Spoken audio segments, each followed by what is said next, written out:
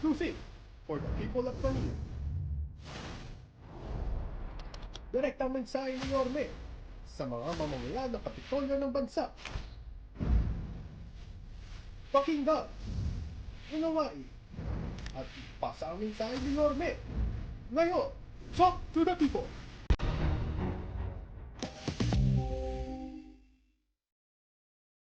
Hi, magandang araw po mga batang Maynila at sa ating mga nanay at tatay at ang aking mga minamahal na lolo't lola. Ito po ang inyong lingkod, si Yorme po, live sa City Hall. Sana po ay nasa mabuti kayong kalalagayan ngayong araw na ito. Medyo maganda na po ang panahon, salamat sa Diyos. Ngunit kahapon ay talagang hanggang simula madaling araw hanggang gabi ay hinambalos tayo ng ulan at paglaki ng tubig sa buong Kalakhang, Maynila. Di lamang po sa Maynila, no? At ito po ang Talk to the People, kung saan ito po ay programa ng Manila Public Information Office, kung saan dito po inilalahad yung mga nagaganap at magaganap sa ating lungsod. Again, ay sana po ay naging maayos kayong lahat ngayong araw na ito at nagkaroon tayo ng konting kaluwagan, breathing room, sort of saying. No? At i-update lamang po namin kayo sa mga ginawa, lalo na ngayong araw na ito, no? Kung ano ang mangyayari. At if I'm not asking too much, if you are watching, no, please do share this broadcast to your neighborhood, mga kaibigan, kakilala, kapitbahay. O kaya naman, kung kayo outside from Manila and you are watching, and if you have family here, please do share this live broadcast sa ating lungsod. As you all know already, yesterday ay talaga pong yung land-based water from the eastern side, no, continue to go down all the way to Metro Manila at ang uwian ay sa Maynila. At sa western side naman ay sinalubong tayo ng natural, what you call high tide, low tide ng ating dagat.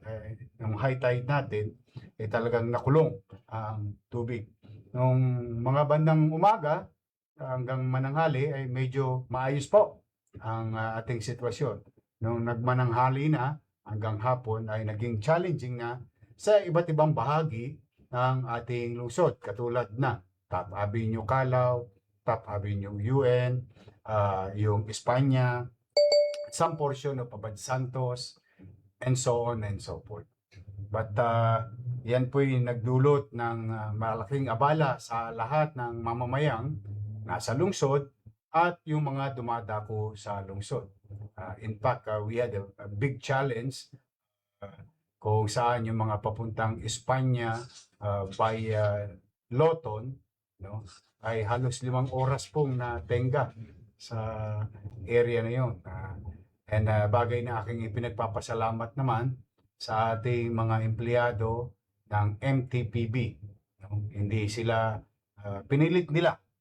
Bagamat delikado sa buhay at kaligtasan nila, ay pinilit nilang tupdin hanggat maaari to assist our riding or motorist in the city of Manila. At simultaneously, we have reported yesterday when we activated our group of departments to address the current situation yesterday in our hospital, in our streets, and so on and so forth. Bagay na aking pinagpapasalamat sa MDSW, DEPW, Engineering, DEPS, sa ating mga basura sa kalsada, at nakapagbigay po tayo sa mga na-stranded, no, na ilang individual at affected na mga areas, na mga hot meals, or what you call food assistance, and transportation assistance sa mga na balam na talaga, nakulong ng tubig baha. At gumamit tayo ng mga bihikulong malalaki na kayang umibabaw sa mga matataas na tubig. Nakalulungkot pa rin ang pangyayari sa Damka, yung mga ganitong klaseng tubig kasi or pagulan or walang tigil na pagulan ay lagi pong umaapaw ang San Juan River. At yan po'y tatama lagi sa loob ng Damka. No?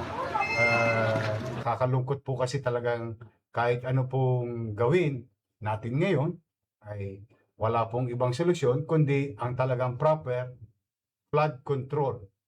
Yun po talaga ang tamang solusyon. But again, alam na natin ang istorya tungkol sa bagay na yan. But we did try to address the situation as much as we can.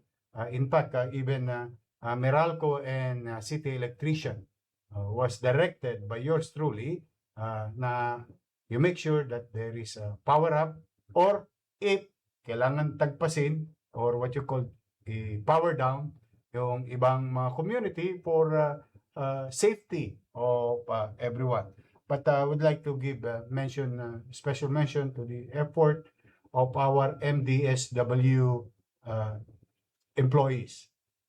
So talagang pinilit nating kalingain at pahabain ang ating kamay na maiparamdam na ang gobyerno, bagamat physically challenged din kami, ay nandiyan para tugunan at maibsan yung kinakaharap na hirap ng mga mamamayang na-stranded at naapektuhan sa lungsod ng Maynila.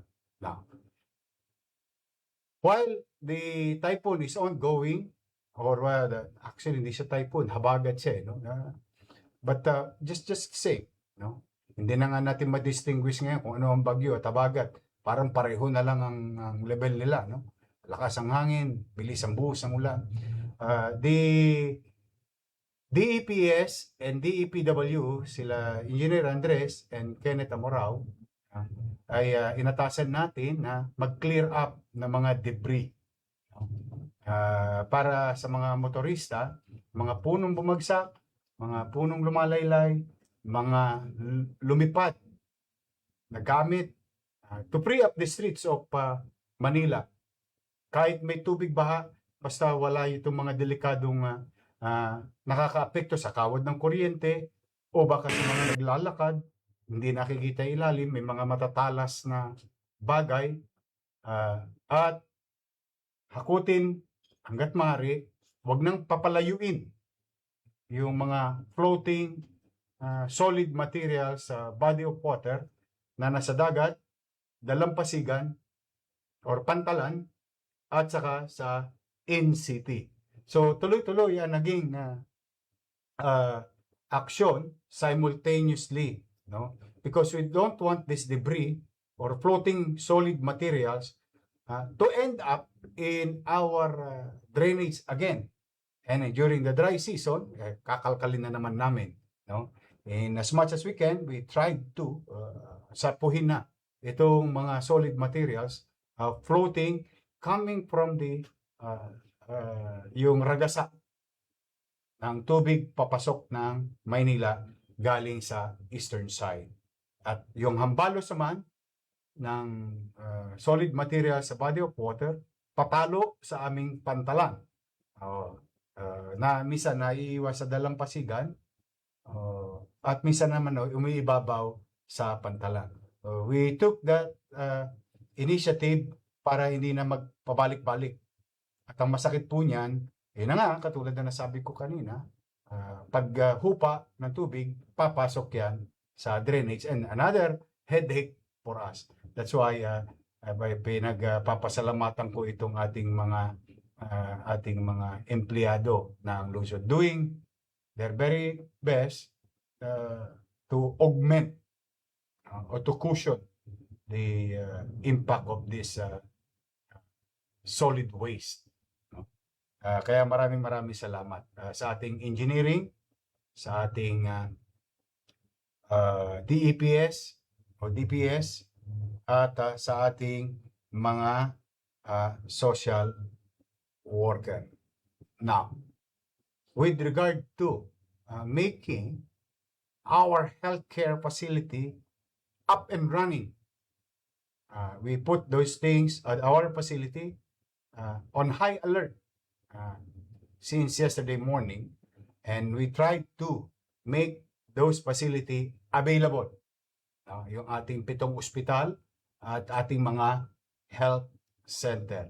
I gave direction to Director Grace Padilla and his team and her team maging available yung mga medical frontliners natin na nabiktima rin yung iba sa kanila na nakulong na rin po sila sa ating mga pasilidad. But then again, medicines and medical frontliners were made available yesterday na yakapin yung mga possible clients natin. And with that, I would like to inform that ahead of time, maybe by this time, I don't know if you're following us, no? A few days before this, itong malakas na ulan kahapon, ipinaganda natin yung ating mga supplies, particular yung isang produkto, no? Doxycycline. Ito pong produkto na ito or gamot na ito ay maaaring makapagdagdag, bigay proteksyon sa bawat tao, no? Ibig sabihin, hindi na po ito mamamayan lang ng Maynila, pati yung mga na-stranded dito, to be able to access extra protection through this type of medicine. And we have prepared 124,500 pieces of this all over the city healthcare facility. And yesterday, may mga request yung mga tao, paano daw kundi sila taga Maynila, ito raw ba'y pang mahirap lamang? Hindi po. As I have said, no, bawat tao, ibig sabihin, mahirap, middle class, mayaman, can access this. Taga Maynila, or yung pansamantalang nasa loob ng Maynila, lalo na in a very challenging and struggling situation. Like yung ganitong bagyo na ito or lakas ng pagbuhos ng ulan at pagbaha ng kalsada. So sa akin, no, ay pinagpapasalamat ko po yung ating mga BHW, healthcare workers, and doctors, no? Nairaos natin.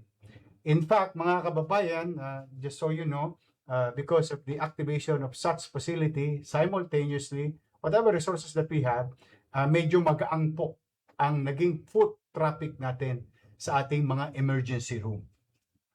Ibig sabihin, in the past years, no, bumabaha po ng tao sa loob ng ating mga ospital.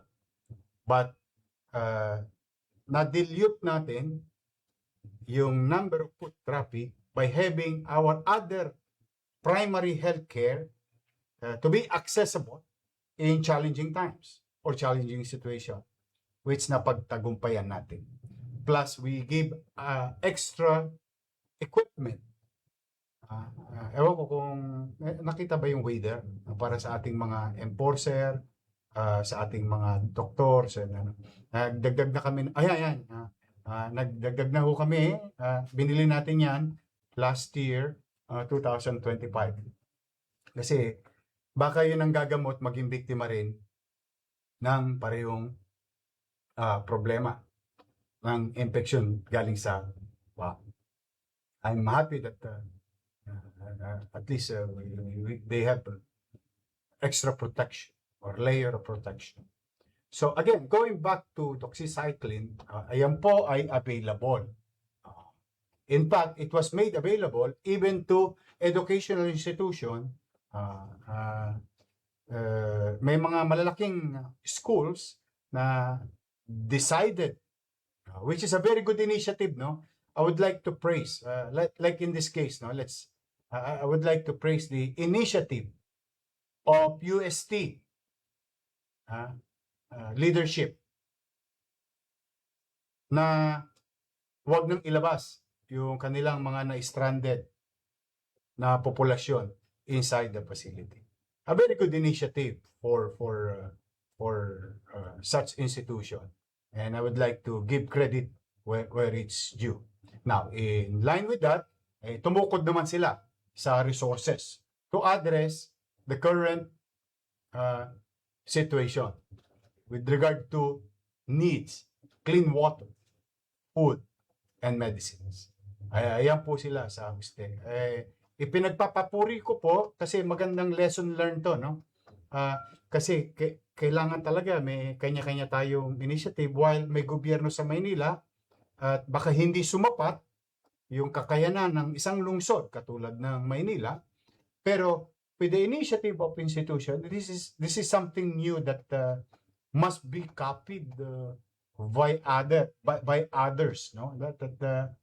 Na yung ganitong initiatibo to protect your constituency inside your institution. Magandang kapulutan ng aral to ng iba pang eskwelahan kung sakali kasi po ang panahon nakagugulat man, hindi natin alam bakit nagkakaganon. May siyensya, may teknolohiya, may espesyalista sapat upang malaman yung tatahakin ng bagyo, ulap, or ulan.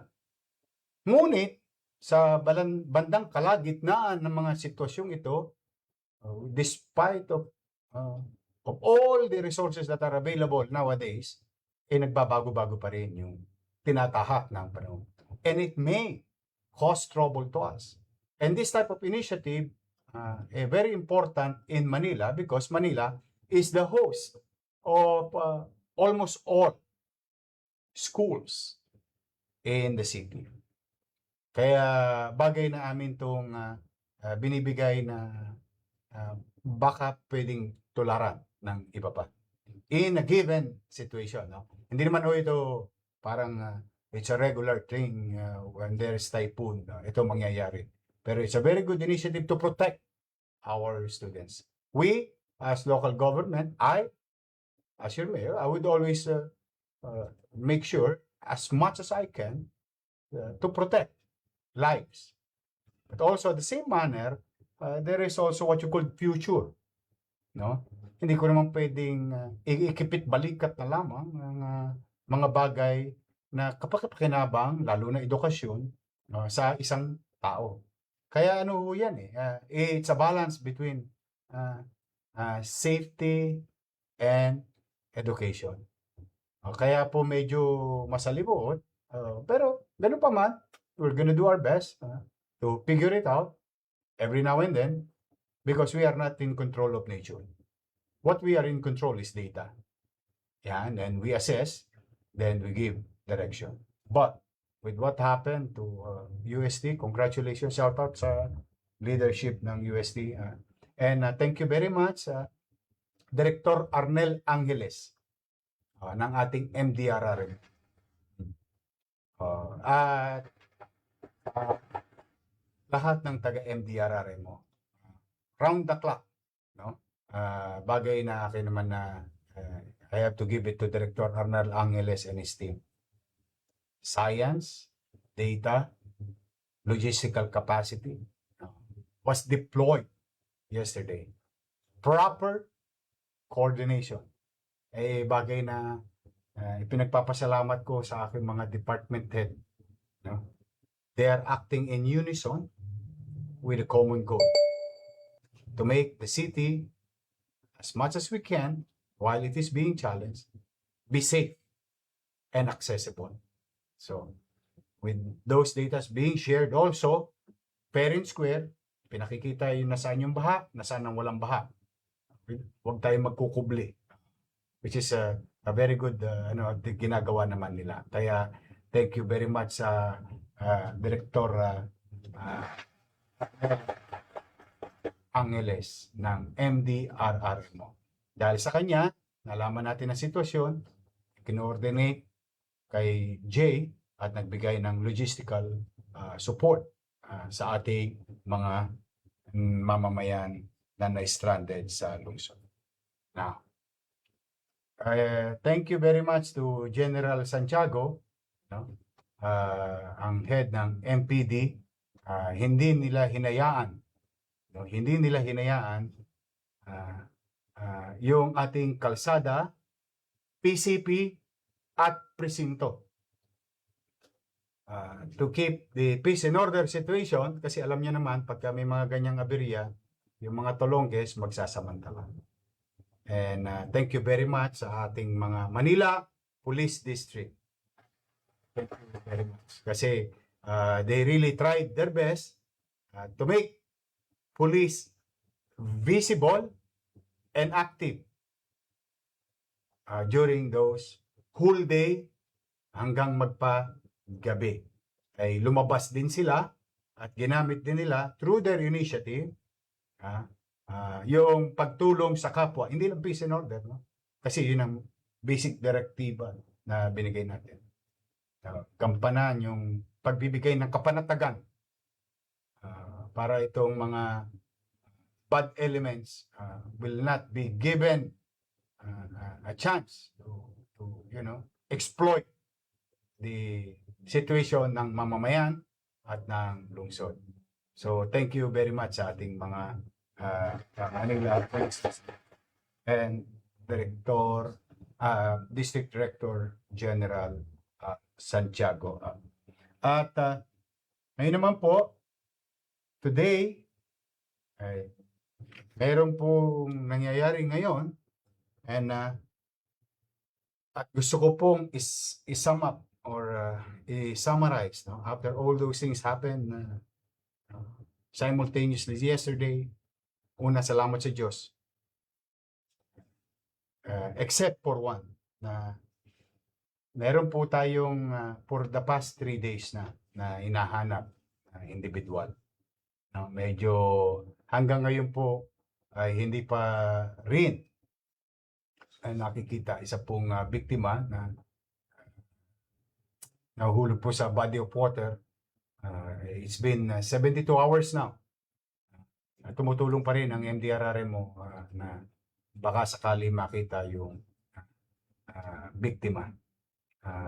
Huli siyang nalaman ay